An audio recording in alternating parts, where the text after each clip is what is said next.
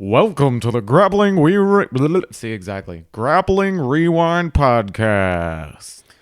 Welcome to this week on the Grappling Rewind Podcast. On this week's show, we're going to recap Third Coast Grappling Kumite I, Who's Number One, headlined by Gordon Ryan versus Kyle Boehm. We're going to preview JitzKing the Middleweights, and we're going to preview Fight to Win 143. As always in the show, I'm your host, Maine, just my co-host. Emil. How you doing, Emil? I'm doing great, man. How's it going? Good to see you. It's good to see you, too. It's been, I think, literally 3 months since we've done this show in person. Yep. And I think Baltimore's now in stage 2 or phase 2. Maryland's in phase 2 right now. Maryland's in phase 2 right now, so we decided, erring on the side of safety, we were good to do the show in person. We'll still play it by ear, but hopefully the audio is a little better this week because we are finally in person. I had to rearrange the entire podcast setup to fix it because it was set up to just be my face. Super happy to be back. Dude, we had some great matches this weekend. Really good jiu-jitsu this weekend, yeah. I'm super excited to talk about it. Let's kick off with a little bit of news first. A lot of events have announced dates kind of into July. GrappleFest has announced dates for July 4th. I think they were originally supposed to run a card on July 4th. They got bumped, but now it's back. That's good to hear. We're going to talk about SUG a little later in the show. Polaris is back with a $10,000 Grand Prix on July 11th. And it's a good time to be a grappling fan. Yeah. SUG has also announced a bracket that is the Who's Gonna Fight Craig Jones bracket. It's also $10K. It's going to be on June 21st. We finally have a lineup for that now. Sweet. And dude, the lineup is really, really good. Let me pull up. Actually, it's on my phone right now.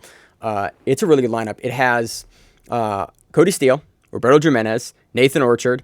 It has Kyle Boehm and Mason Fowler and some other guys. So wait, is he fighting those people sequentially or what? No, it's a bracket. Okay. So the winner of that wins $10K and then gets to fight Craig Jones. Got it. Okay. I think at the next event. That's a really, really good bracket. Right? That's a really And good Hunter bracket. Colvin is now in that bracket as well. We saw him this week on Who's Number One. We saw Cody Steele this week as well. And Roberto Jimenez. Yep. And Kyle Boehm. Yeah. All the guys that are active that are currently on the main card are in that bracket for the most part. Yeah. It's a really good bracket. We probably won't be seeing Kyle Boehm. Well, we'll talk about that a little bit. Well, let's talk about it now. Now. Kyle Boehm, first piece of news with Kyle Boehm is Kyle Boehm posted an Instagram story where he ate what appears to be a psychedelic mushroom stem. Yeah. Before his Gordon Ryan match, that is a hell of a strategy. It's a bold move, Cotton. I think ill-advised might be there. I mean, I'm not sure what the guy does and how he usually grapples. That's something that he standardly does.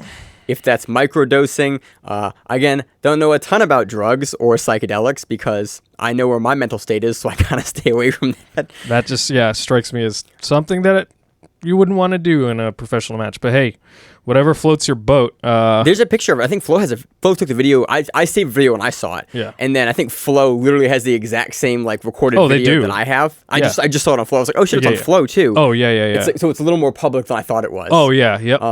It's up there. I'm super curious to see. And next time we interview him, I'm gonna have to ask him about hey man, what's the thought process behind that and why did you do that? Why? Well, is that a thing you standardly do? Here's what happens is, and we'll get into the results. But you were kind of jumping around here. We are, but Gordon Ryan.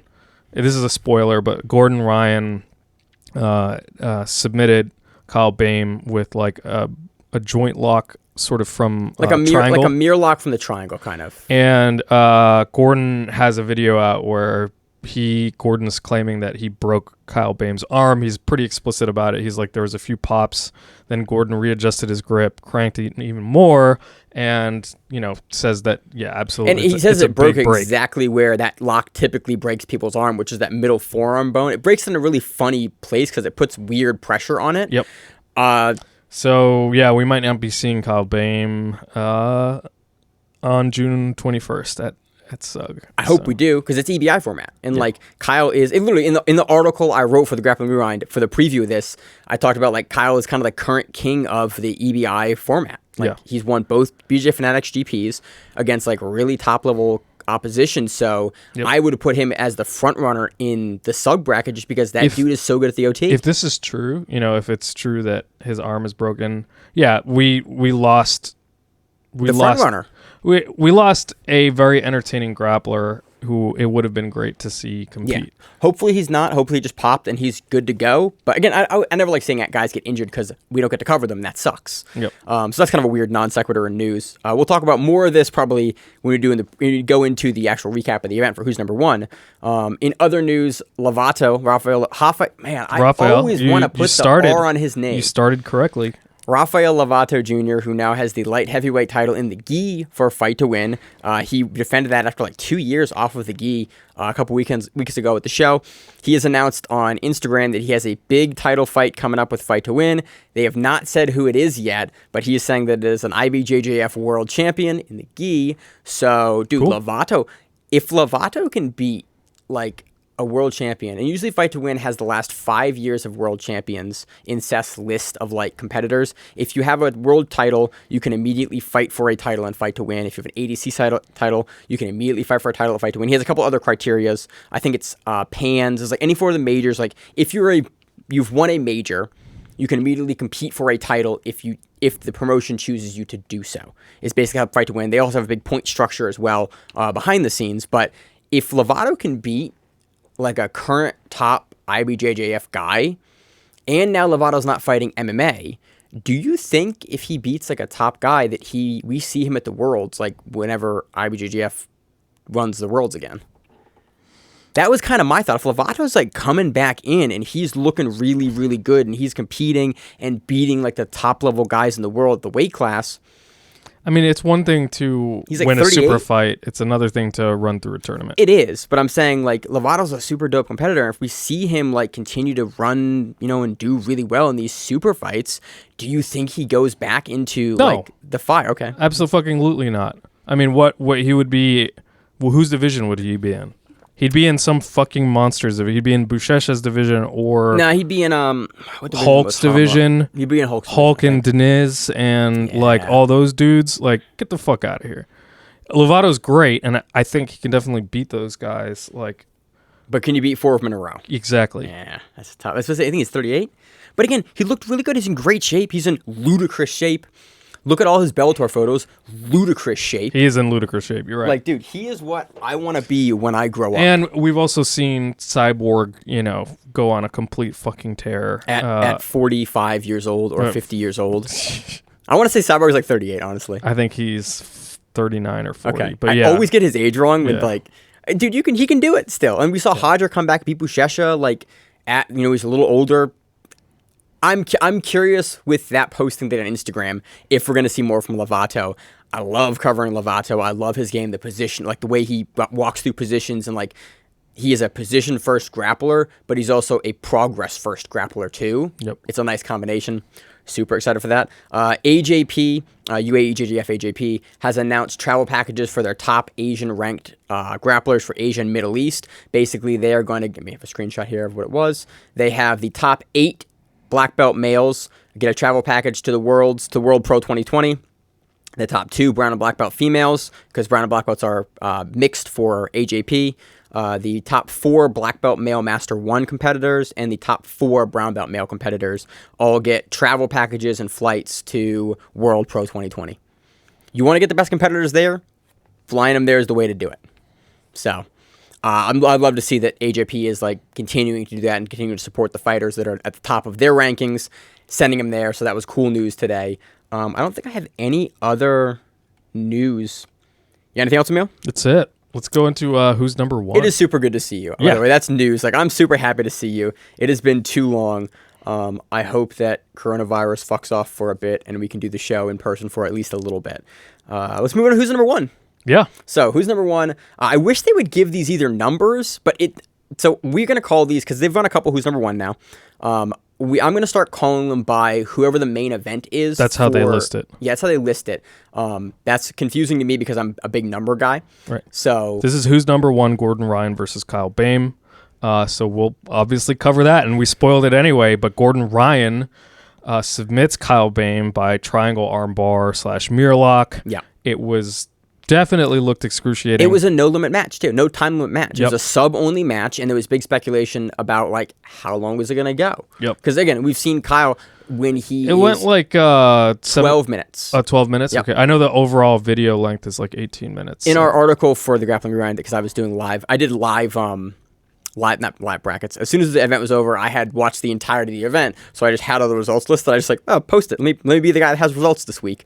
So I posted it with the time. I think it was like 12:05 or something like that. Cool. Which is in regulation for who's number one, because they do 50-minute matches. Yeah. So that made me kind of laugh that it was a no time limit match that Gordon Ryan still finished in regulation. Yeah. I want to talk about two moments in this match. The first is this was a match where I watched a sequence and learned something totally fucking new, which is always like really exciting.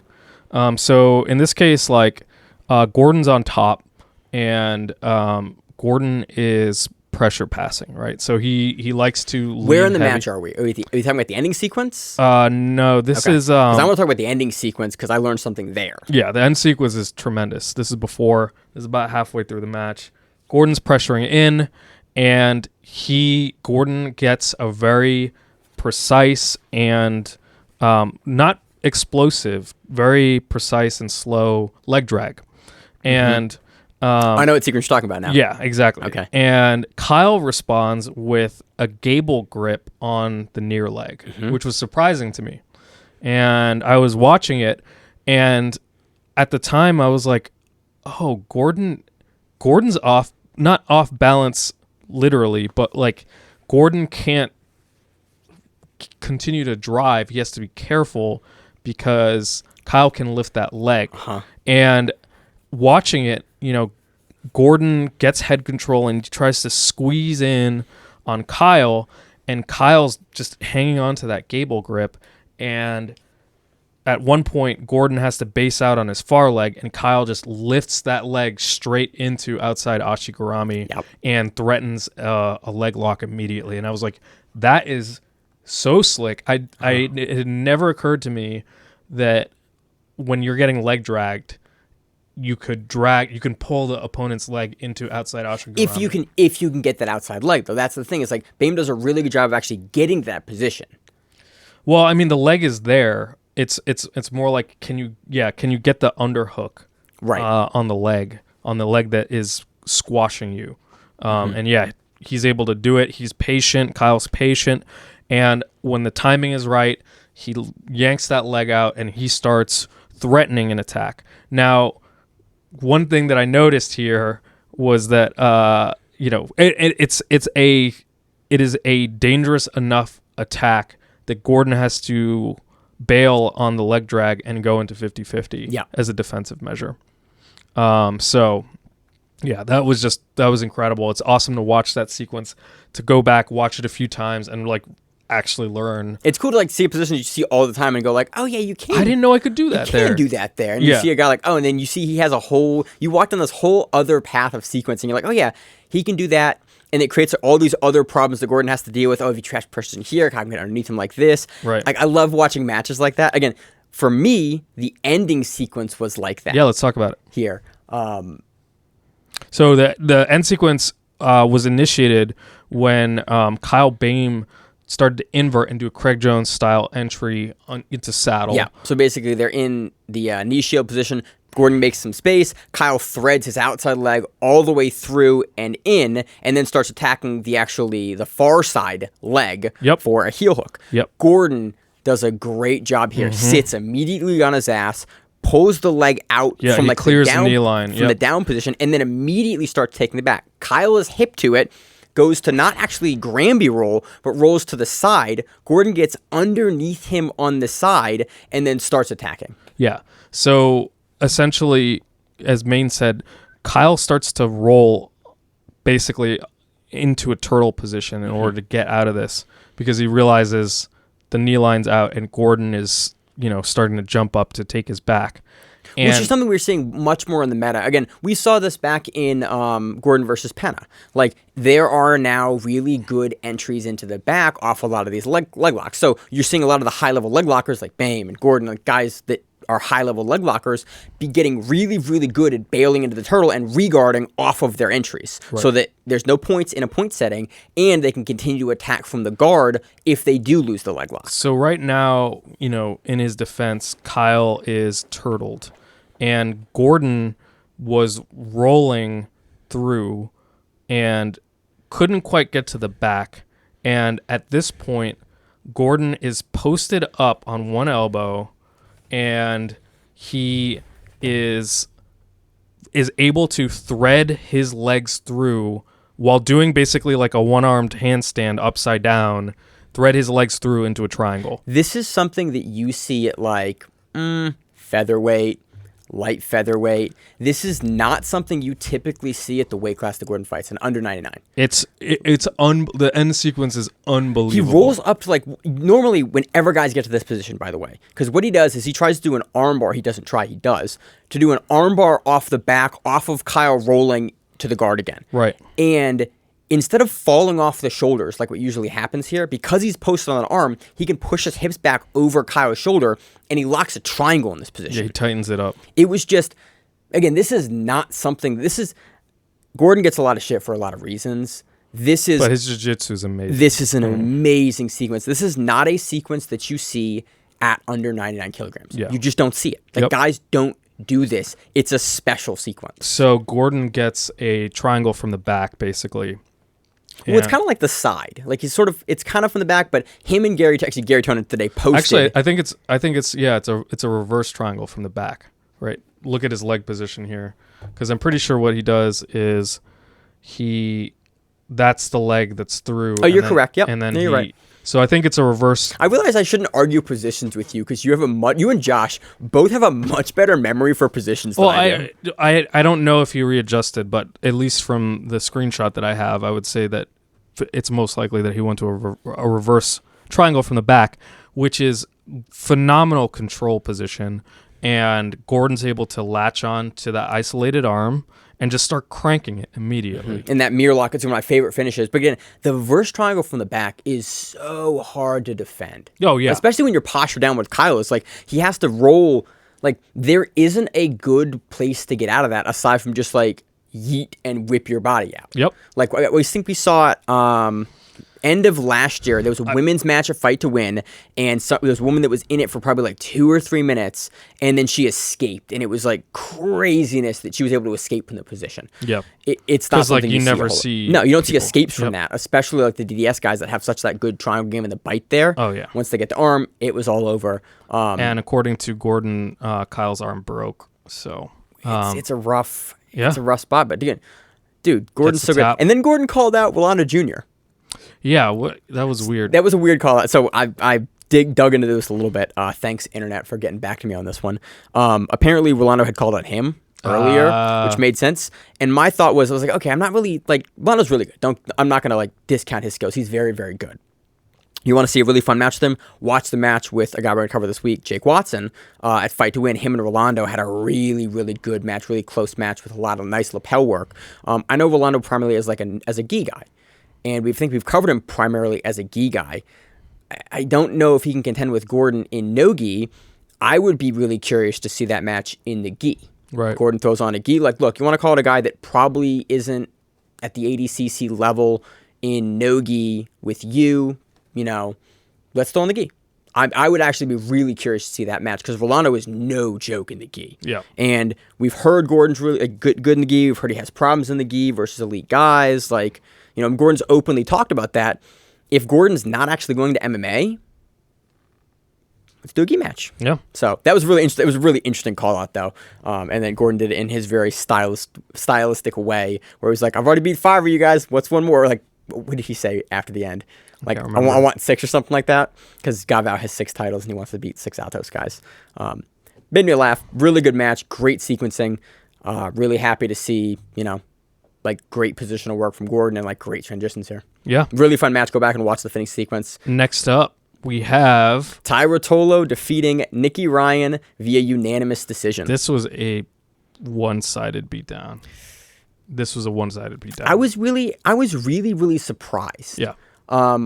Really what it was is Tye. So if you don't know the history here, again, read the article in the Grappling Rewind about this card. Nicky has previously beaten Kade Ruotolo at the ADCC West Coast Trials. Nicky and Tye, because Tye got the late replacement into ADCC 2019, they were on the same side of the bracket. Nicky beats Shane Jamir Hill-Taylor, and then he gets beaten by Paulo Miao. Paulo Miao then goes to face Tye Ruotolo in the third place match. Third place match for ADCC. I hope this isn't incorrect. This is my understanding. I think that's so these correct. guys missed each other by basically Paulo Miao. Paulo Miao was able to beat both of them. Really close matches with both of them. And now we see the match between, Nicky Ryan and Tye Ruotolo. The difference in this match versus Nicky's match with Kade earlier was stark. Tye just shut down all of Nicky's entries into the leg locks. Like, he used his leg pin passing. We didn't see as much kind of Darce passing as I thought we would, but Tye's passing and his understanding of how to shut down the leg game has gotten so much better in the last 8 months. Just crushes. I mean, like, Nicky looked exhausted. Like, he looked tired. And I mean, to Nicky's credit, Kade was also exhausted. I mean, Tye was also exhausted at the end of the match. Yeah, too. but there's just like a pace that Tye puts on. Mm-hmm. And actually, we saw Kade doing it a little bit as well. Both the brothers are known for just a ludicrous pace. Just exactly. Just nonstop. And, there are just moments where Nicky looked like he was physically getting crushed, where it was just like, it was one of those like crushing passes where Tye sat in those sucks. half guard passes with the leg weaved and the head control for a long time, and just some waited of those, and waited and turned and the put pressure. headlock grips that he was using to pass, those like chin strap grips. Yeah, they were talking about Tye is so long he can just reach around and grab. He grabs. My old coach Marcus Davis used to do it. Yeah. He grabs like the entirety of the lower side of your chin and jaw and just lifts you and turns you. Torques your Dude, head. That makes you so tired because you're having to like hold your head out of position to keep them from further turning you. It's like an exhausting position to sit in, and it's one we don't see a whole lot of guys use because Hinger, and they brought this up, the commentators, it a ton. That Tye's at Atos and he trains with Hinger a bunch, and you could see that influence for sure. There was a moment, there's a cool moment where Nicky's actually gets up, his stand up looks really good.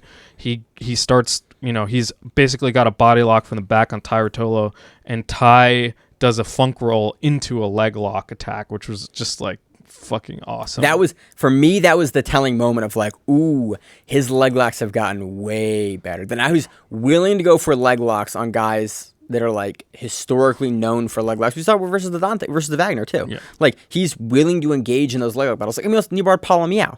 Yep. Like that, the level of improvement we've seen from the Ruotolo brothers and Tye especially is astronomical. And I was really expecting this to be a much, much closer match. There was like moments where it seemed like Tye was passing at will, and there's a highlight on Flow Grappling's Instagram where Tye passes straight into a north-south choke, and it's just like that's all you need to see from the match in terms of like how it went. There was a lot of that. He just shut down the entries. Like, Nicky wants to go to the legs or go to the back off of the leg lock entry, and Tye knew that. He had his brother in his corner, and he had Andre in his corner. And they probably game planned for that, planned for it, and executed a beautiful game plan here. Yep. Just really, And then Tye called out Garry Tonon, and I went, I would for sure watch that match. Yeah, that's going to be awesome.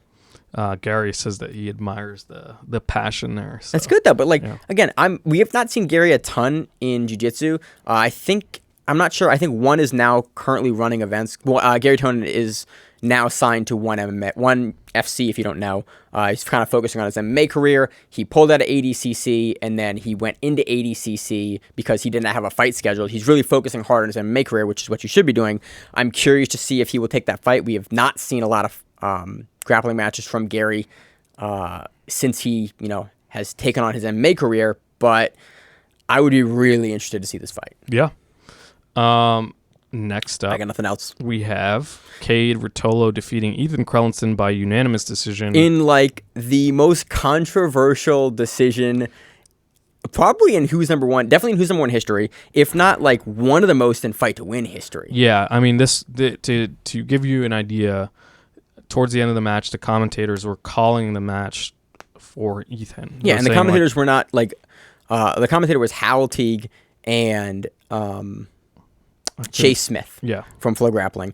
Both guys that really understand the fight to win rule set. They watch a pretty lot well. of jiu-jitsu. They watch as much jiu-jitsu as us, if not more, which is impressive because we're in like the top 10 list. Yeah.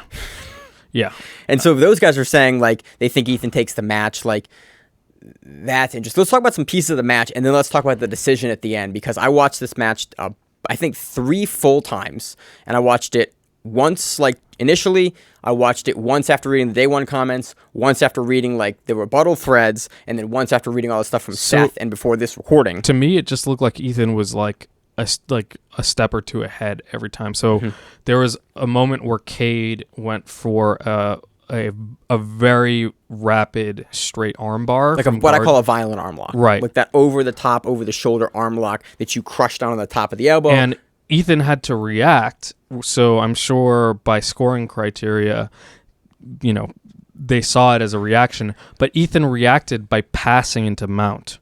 Yeah. And it's like, okay, so your sub attempt, how do you count a sub attempt as offense if it lands you in bottom mount?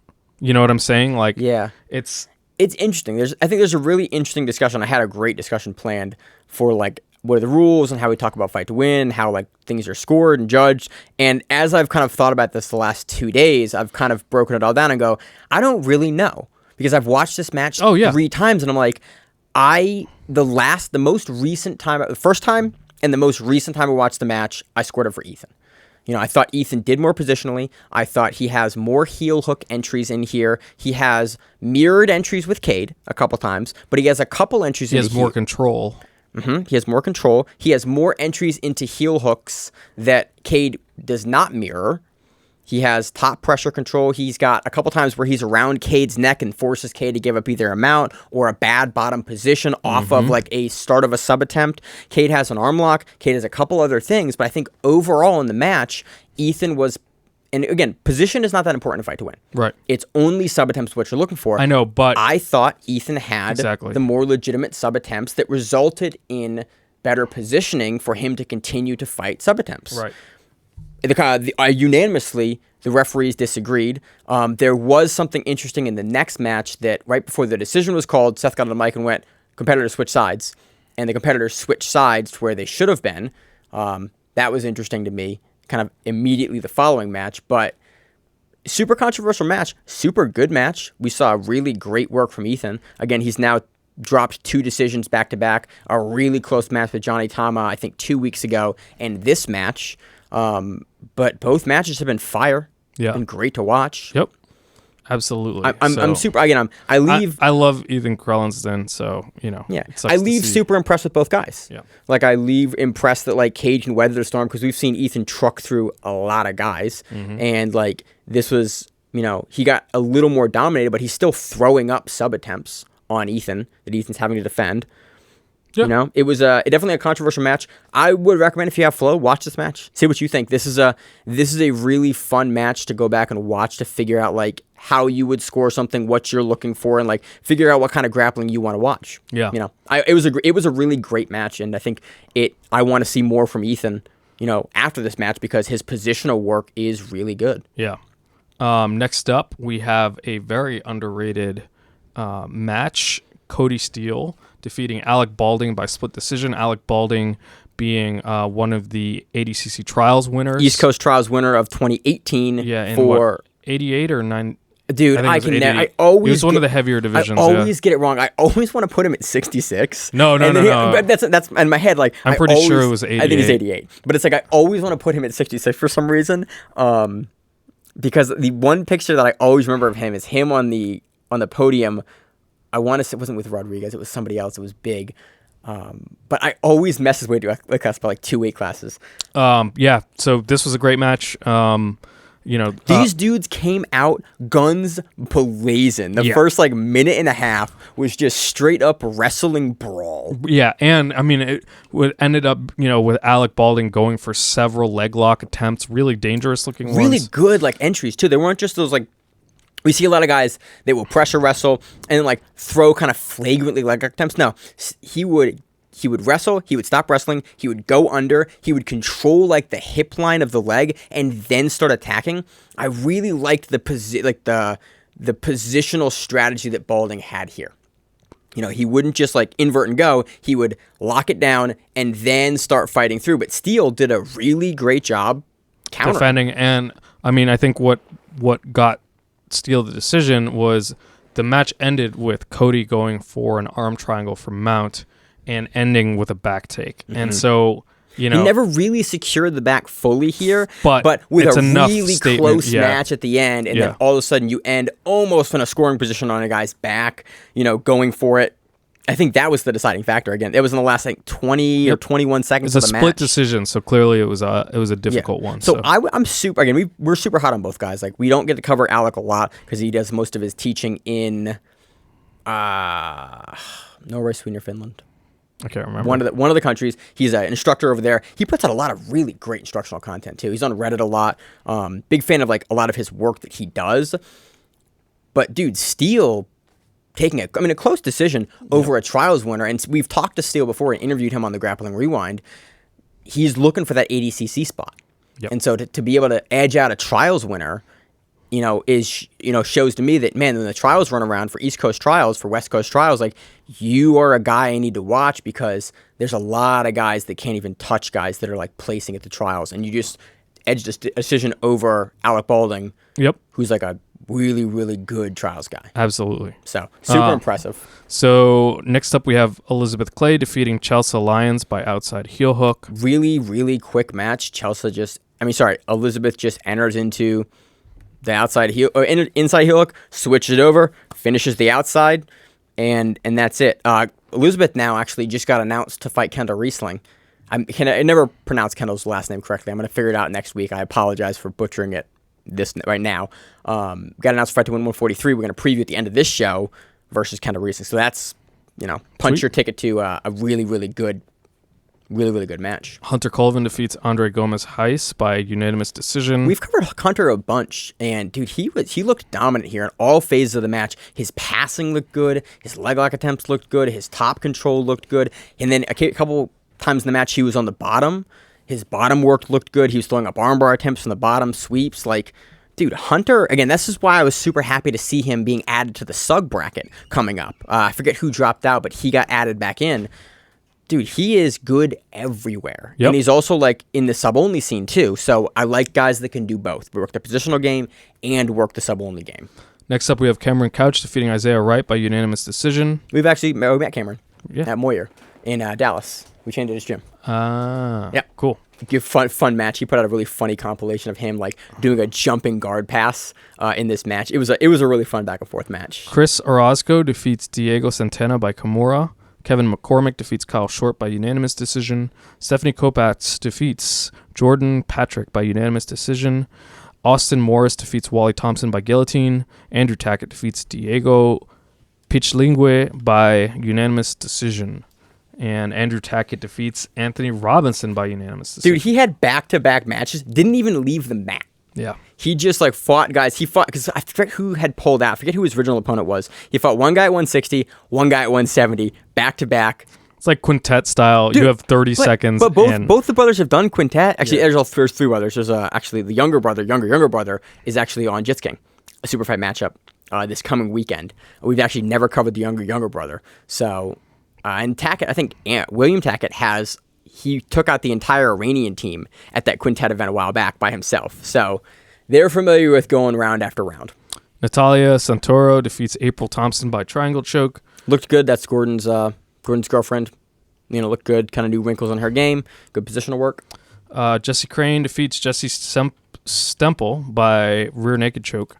And Emily Fernandez defeats Hannah Sternblitz by unanimous decision. Really fun card, quick card. I watched the whole thing live. The whole video is up on Flow. Some really, really good matches. Again, I'm a huge fan of who is number one because I think rankings are really, really important in the sport. And so having these events where you have top-ranked people fighting each other to move up in the ranking spots at the various belts and the various weights, is a really good thing for the sport, and I'm really happy that they're doing it because that's how you create a league structure. That's how you give narrative to a lot of these matches. The guys aren't independently having to create narratives. You can go, okay, yeah, this guy's ranked number 6. He's going to fight number 5. See if they move up. Oh, he's not ranked number 2. He's going to fight number 6. If that guy number 6 is really gunning for that spot, it's really good. I'm curious to see when they put out new rankings, who will move, but these who's number 1 events are great for that. Yeah. You got any other closing thoughts, Emil? That's it. A lot of fun. So let's move on to the recap of Third Coast Grappling. This one was a $10,000 Kumite tournament between some hot fire athletes. Yep. So just want to start in the opening round there. So let's start in the opening round. There's Okay. also some super fights. There was one super fight I want to talk about in this event. So let's start in the opening round. Of the Kumite tournament, Pedro Marinho defeats William Tackett by tech fall 11-0. So the rule set for the Kumite is interesting. You can only win on points in regulation if you hit 11 points. Otherwise, Yes. it goes to overtime. Correct, which is always what Third Coast Grappling does. I'm a fan of the tech fall rule. Like if you're like, and again, we've seen some closer matches on the other Third Coast Grappling events where it's like one guy has 7, one guy gets to 11. It's the first to 11. It's not win by a certain amount. It's first to 11. So we've talked to Ryan a lot on the show actually about really the goal is to push the action, to have guys that are finishers, to have guys that are actively looking to both progress position. It gives sub-only guys something to do. Look, if you can stop the guy from scoring a bunch on you and throw up subs, you're good to go. If you're a positional guy and a points guy, it gives you something to do as well. Yeah. And it provides a win criteria for those matches where there's no submission, but one dude is just like wrecking house. We're not going to go to overtime because like you outpointed the dude 11-2, 11-5. You know, it's like we don't need to see the overtime because I love it. You've met the win criteria. So Pedro comes in with frenetic speed. I mean, he's just going all over the place. He's going at a speed that like makes me nauseous. Like I just remember, I have like flashbacks to those training, matches where you have a training partner who is just going at that speed where you're like, you're like, is he gonna take a break? Or Yeah. we're like those sections of the matches where you you don't even where have both time guys to kind think. of pause, and like you both kind of take a breath. You've all had matches where the guy just decides not to do that. Like, cool, we're gonna run at this pace, and you're gonna keep running at this pace, and dude, just run. Just nuts. Ending sequence of the match was great here. Pedro's up on points, and he has 8 points, and 11 points wins you the match. So he has to get one more guard pass, but he's already passed the guard. And you can see what he decides to do. Like, he's going, okay, can I get to mount here? Or do I step back into the guard, go back to the quarter guard, establish a guard, and then try to repass? And you see him kind of try to go to neon belly, and you see, like, it was a really interesting piece of gamesmanship here of there's probably a 15-second period where you can watch Pedro figure out like what the best course of action is, because he needs to score the points. Because if he doesn't score the points, you're going to overtime. And so he just has to decide what the best thing to do is. William reguards, as you're supposed to do, and then Pedro, again, does a really nice pass around, scores 11 points, tech falls him. I think this is the first time we've seen William in the gi. I think this is the first time we've covered him in the gi. We might have covered him in the gi for something else, but I think for the majority of time since he's been a purple belt and a brown belt, we've only covered him in no-gi matches. Yeah, I think him and his brother both.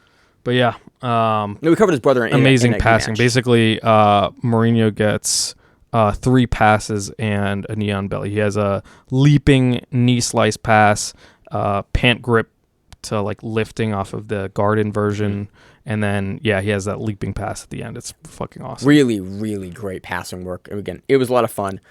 Next up, Pedro's really good.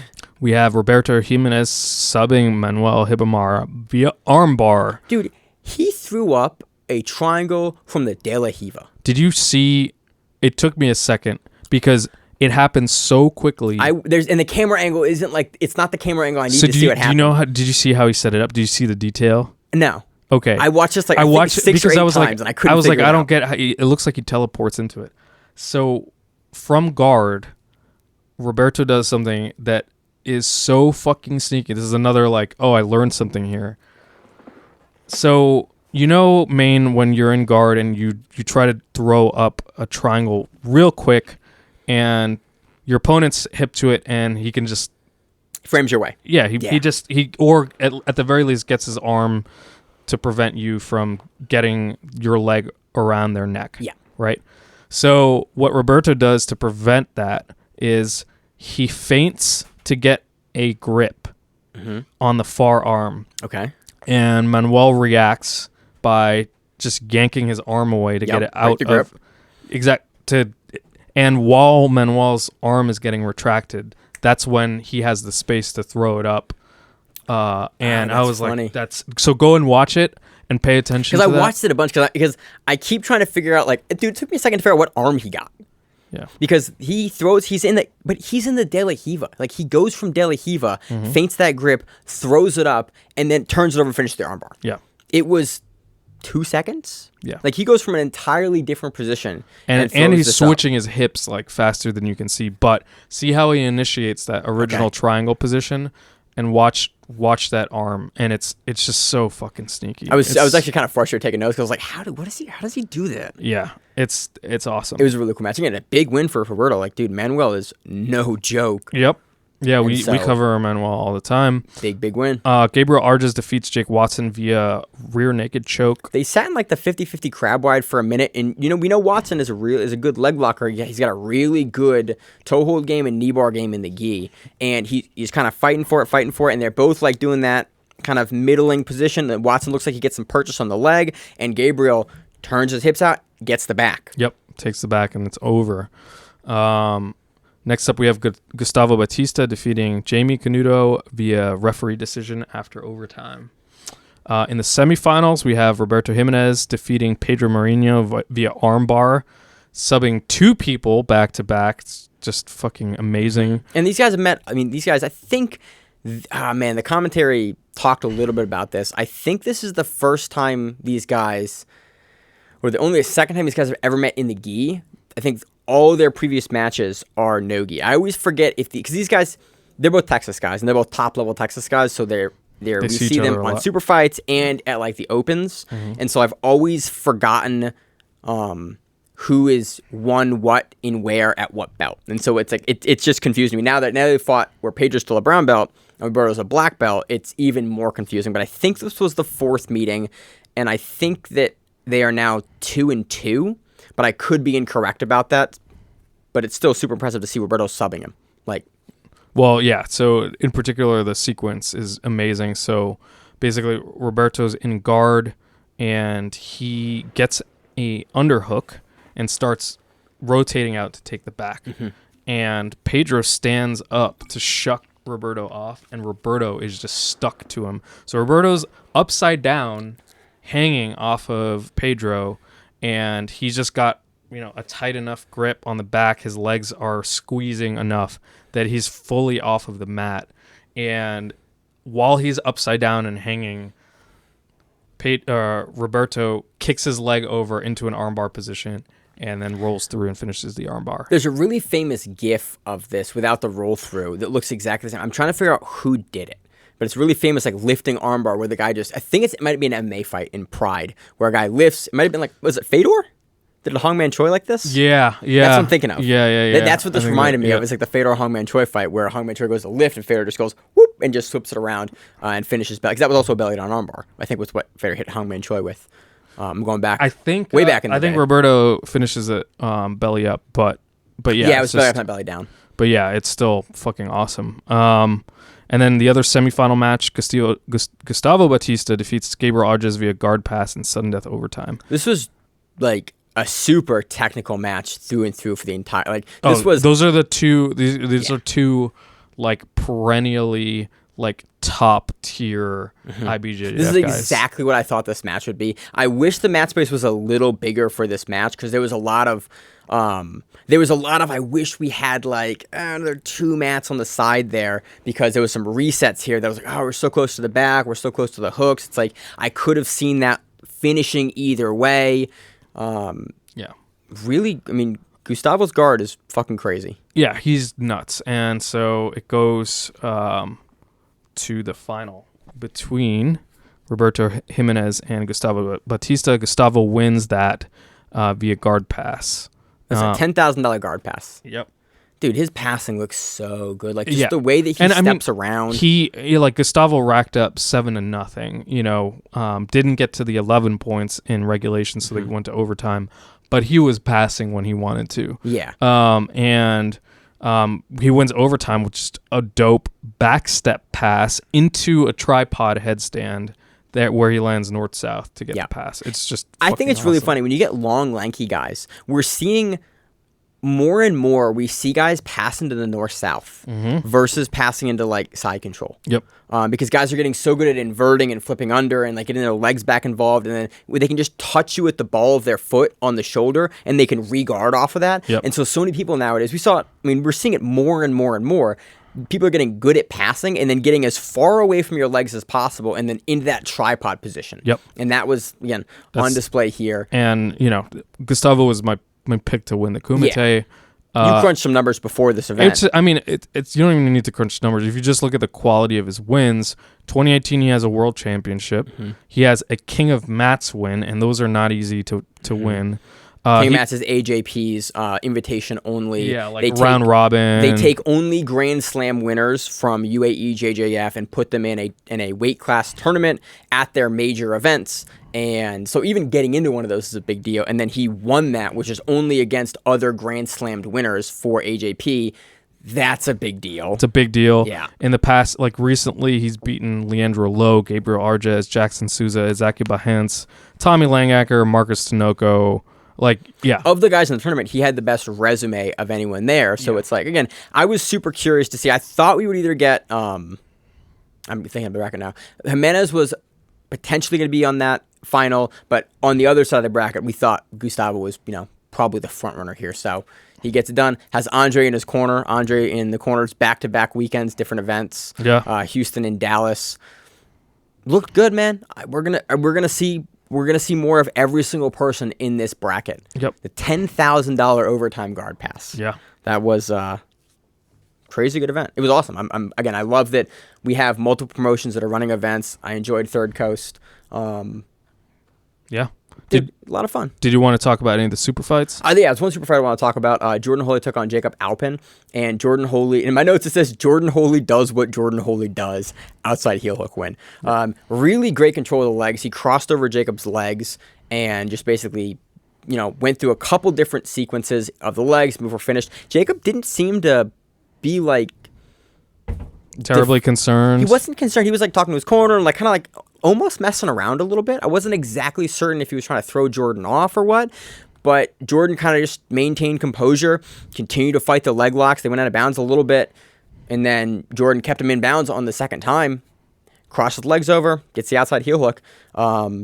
Jordan does what Jordan does. We're probably going to see him on Sug, I would guess, again in the future. We're going to see him, I would guess, on everything in the future. Like, he's a perennial super fight guy that we've covered a bunch. Really good leg locks also on the card. Again, it was a fun card. Both cards this weekend were a ton of fun. Really high level jiu-jitsu.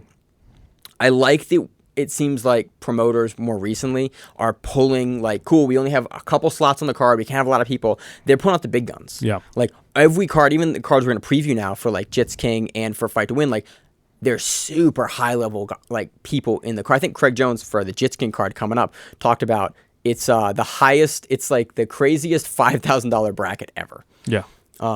It's just good. Like everything this weekend was awesome. I'm super happy that, we have a bunch of promotions putting on great matches and they're super fun. I'm looking forward to the Kumite too for Third Coast. Yeah. Like that bracket looks awesome. Yep. And we got three more Kumites. It's heavier, you're right. I think we have. I think heavier. Is it Kumite 2? Was this under 180? Yeah, this is under, and I think the next one's over 180. Yep. I think that is no-gi, might be gi. I don't remember. I think it's no-gi. At least I remember seeing a bunch of guys on there that I associate with no-gi. So yeah. Yeah. So it's going to be awesome. Want to move into the preview section? Let's do it. All right. So moving to the preview section, Fight to Win 143 taking place in Dallas, Texas. I actually don't have it written down, but I'm pretty sure it's taking place in Dallas, Texas. Headlined by Victor Hugo versus Fellipe Andrew. Outstanding. Victor Hugo, before quarantine, was starting to build up a fucking, a reputation. That win, a Nibar win at Noogie Worlds over Cyborg in the absolute. Yeah. And then who's number one? Who did he dethrone? I'm trying to remember. It's gonna kill me. Yeah, it's gonna. Oh man, let me look this up real quick. He had that colossal win. Yeah, we were like, oh snap, and he beat him. We didn't fight Lovato. No, he fought. Emil's gonna look it up. So for the co-main event, again, a really good co-main event, we have Ana Carolina Vieira versus Nathiely de Jesus. I think this will probably be for a title because I think Nathiely has the title and took the title off of her. This is, I think, a gi match. Took the title off of Gabby Garcia. Mm-hmm. So, again, your co-main event is awesome. It was Murgali. Oh, yeah. Yep. Yeah. Yeah, and we talked a whole lot of like how Murgali was probably going to take it and this. And then that was the first Choose Number One event, right? Where Roberto took out Keenan. Yeah. Yeah, so that's a dope match. That is, and okay, so Fellipe Andrew is the only guy to ever tap Keenan in the gi, and he tapped Keenan at Euros, and then we have a nice little round robin between Victor Hugo, Keenan, and Cyborg right now. That is exciting. Yeah. Who do you got for that match? Who Hugo or Fellipe? Let me take a look at Felipe's like recent stuff because I can't think of that off of the top of my head. I'm going Hugo. Again, he's got the momentum. He's looked really good. The absolute win at Euros, Europeans is a super hard tournament to win. Oh, but that's where he beat like Lucas Lepre, right? Hugo? Fellipe Andrew in absolute. Oh no, sorry. Yeah, I think. Oh man, I'm mixing up. Dude, doing the show in person is throwing me off, not gonna lie. Because usually I don't have to look at you. Usually I have like a computer in front of me and I can like Google stuff while we talk versus you have the computer in front of you now. No, so I think that was the previous year. So this one, he has a tremendous run. He takes absolute over Keenan Cornelius. In his division, he loses in the finals to Patrick Gaudio. That was Gaudio, that's what it was. But then he immediately avenges his loss against Patrick Gaudio at Substars. So that's okay. Yep, I remember this now. I forgot about Substars. Yeah, basically we had a lot of rematches at Substars. Yeah, it's hard for me to pick one over the other. They're both Victor ridiculously Hugo punches high up level. hard, but he's had some off performances too. Yeah. Versus Fellipe Andrew is like, again, usually pretty consistently like top level. Yep. So again, really, really well matched main event. Super excited for it. Co-main is really good, also for a title. Then co-main, Kendall Resuling versus Elizabeth Clay, who we saw this weekend. We just saw Kendall fight Gabby Garcia, about a 7-minute wrestling match, and then Gabby's able to get her down and do what Gabby Garcia does, topside Americana. Or was it Kimura Americana? I think it was a topside arm lock, something like that. The Elizabeth Clay match thing will be very different. I'm curious to see if Elizabeth will decide to wrestle with her. We've seen Elizabeth on trials for ADCC. We know she can wrestle. I think she's a medalist at West Coast Trials because women's West Coast Trials is the only American trials that has women in it. Which is actually curious because Tom DeBlas has talked about doing a women's division for East Coast trials, and then he'll pay for the woman to fly out to do the West Coast trials and pay lodging. Right. So I'm really curious because both of them have a lot of ADCC experience. Kendall, much more accomplished wrestler, but Elizabeth, we've covered her for a little bit now, has looked better and better and better. Now a black belt. Really interesting dynamic. I think Elizabeth will definitely go for the legs, but I'm curious to see how the top game of Kendall will come into play here. Right. Exciting matchup. Yeah. I'm amped for it. Yeah. Anything else for this one? No. Awesome. Let's move to the next one. So moving into our preview of JitzKing the Middleweights. Emil, we have an exclusive here. We got the bracket. Hell yeah. I'm super excited for this bracket. So much talent on this bracket. This is a 16-man middleweight bracket for $5,000. This is one of the most stacked $5,000 brackets I've ever seen. Again, dudes have not been competing a ton. They are ready to come for the money. Happening at undisclosed locations. Let's talk about the names in the bracket. Actually, let's go through the bracket. Read through the bracket. Left side of the bracket, off the bat, round one, we have Jason Rao versus JB Betchloff. And we have Pedro Marinho versus David Garma. Yeah. William Tackett versus JJ Wilson. Roberto Jimenez versus Yuri Villafort.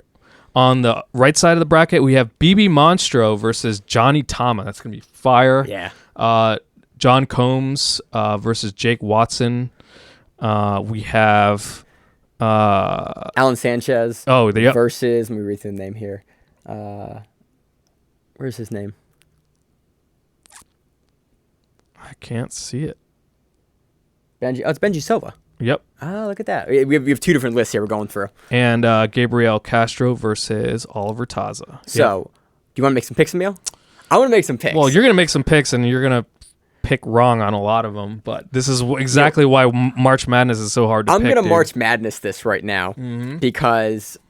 Okay, so this is first of all, this is Nogi. Jason Rao versus JB Betchloff. I'm gonna give you Rao. Okay. We've covered Rao and Nogi. We know he's a monster in Nogi. Pedro Marinho versus David Garma.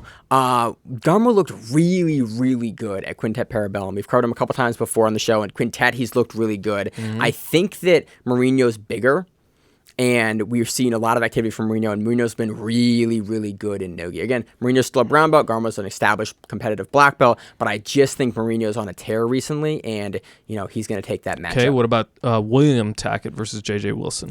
I think William will be coming hungry off of this last week's performance. Again, it's in Nogi, it's in his forte. I rarely want to pick against William Tackett. I think William takes this one. Roberto Jimenez versus Yuri Villafort. Don't pick against Jimenez unless it's Batista. BB Monstro versus Johnny Tama. This is a really interesting one because Tama is I think he's the Nogi world champion at light feather or lightweight. We also just saw Tama upset Ethan Krulenston, right? Yeah, which I think was, I might have been at 55, might have been at 45. And Monstro is a straight up middleweight. Yeah. We've seen against Penna, he's a big dude. I'm curious to see if Tama is extremely skilled. I think Monstro is super skilled as well. And both Monstro's an 80cc guy, he's at the level. I'm just curious to see if Tama will be able to deal with the size difference there. Yeah. I don't think Tama's cutting a ton of weight to make 45 or 55. I want to think that Monstro just edges that out, just given the size difference there. And he's also in his hometown. John Combs versus Jake Watson. This is really curious. We've seen more from Watson in the gi, and because this is a no-gi bracket, I want to favor Combs. Again, Combs looked really good when we saw him at Kasai. Yeah. I think it took a late replacement match at Kasai, finished Jao Gabriel's brother, Pedro Gabriel. What was Jao Gabriel's brother? Yeah, I think is Pedro Hosha. Yeah. Pedro Hosha, yeah. Via guillotine, looks really good. Combs is really hard to beat no-gi.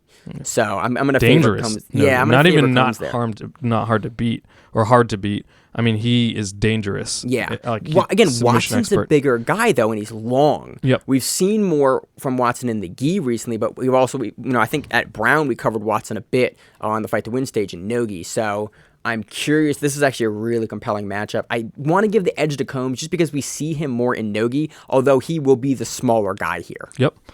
Next up, Alan Sanchez, you said? Yeah. Okay. 10 Planet guy we've covered before versus Benji Silva.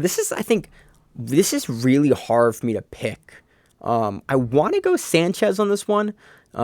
Just because I'm honestly more familiar with his game than Benji Silva. We've covered Silva on the show before, but I'm just less familiar with his game. Offhand, I can remember covering Sanchez's matches, and I know what he's going to do. He had a match with Krikorian back in probably 2016 or 17 that I remember really, really well at Krikorian's first qualifier for EBI, the one that he got in. It was actually his first match was versus Alan Sanchez. And then next up we have Gabriel Castro versus Oliver Taza.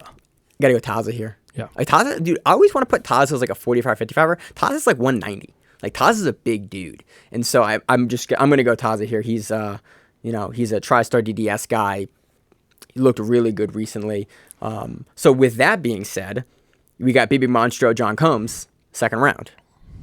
Who do you pick there? I mean, I'll pick the first round. You pick the second round. No, dude, I don't do this. I fully expect to see Roberto Jimenez in the final, and that's as far as I can make it. You want to make a pick for the right side of the bracket, or no? I mean, Oliver Taza is... honestly, Taza's the guy I want to favor on the right side of the bracket. Yeah, he's the no-gi specialist. Yeah. He's the bigger guy. We were covering him, I think, back-to-back weekends back in the winter, where he just looked fucking monstrous. Yeah, I think we covered him at Parabellum too, Quintet Parabellum. Yep. And he looked really good there. I think he probably gets by Alan Sanchez. I'm really curious between Monstro and John Combs how that match plays out, if I've picked that correctly. I could really see that going either way. Again, I want to kind of give the edge to Combs, but he's the smaller guy there.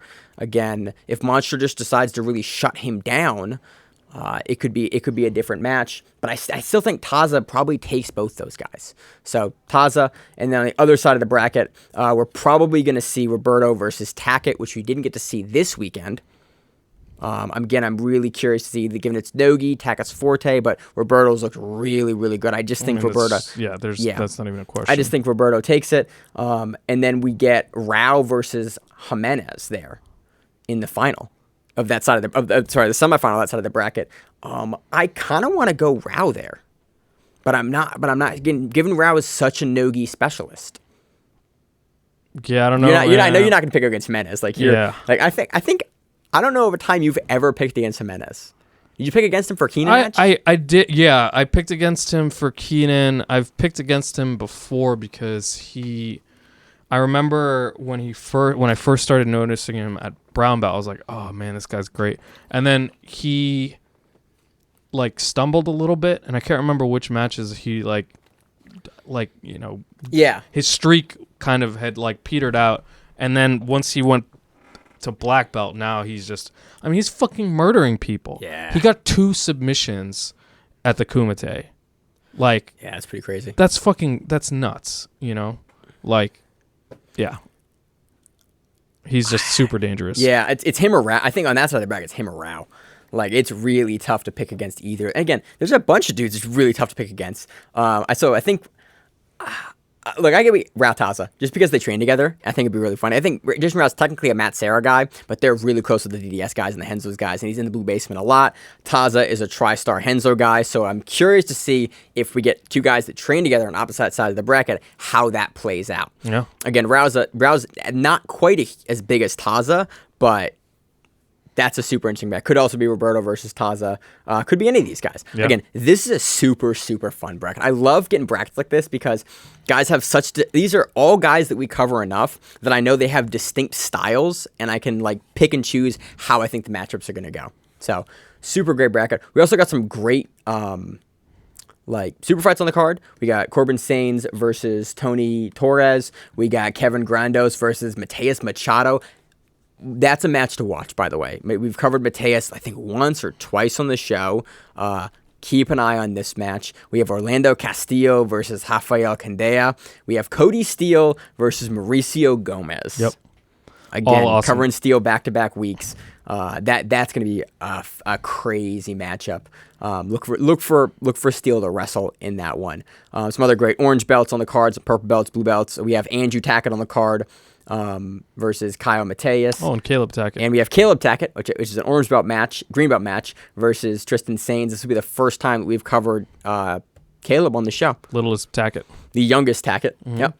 So, super great card. Looking forward to that. Should be an awesome weekend of jiu-jitsu. Hell yeah. Anything else, Emil? That's it. Sweet. So, we're coming back strong. Grappling Rewind. We're back. Audio's hopefully better this week. What do you got planned for the week, Emil? Dude, the past week, everything has been emerging so quickly, but yeah, it's just everything. I have no idea what my day-to-day looks like. So that's terrible. So do you still do yoga? I just started again. I pinched a nerve last week. I yogaed too hard, man. In back or in the neck? In my butt. That's terrible.